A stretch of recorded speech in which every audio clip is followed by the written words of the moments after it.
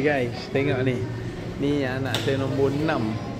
Yang tu isteri saya, ni nombor 4. Ni nombor Bibi, sini Bibi. Nombor 5. Nombor 1, 2 dengan nombor 3. Ramai. Masya-Allah. Nak ramai.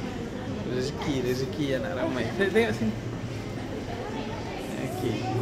Jadi macam biasa, pada yang nak berbekam, korang jangan lupa tarikh baik berbekam pada hari Isnin, Rabu dan Jumaat ni. Jadi hari Rabu ni boleh datang, hari Jumaat ni pun ada juga. Jadi jom ramai-ramai support bekam Ali Akin Melaka.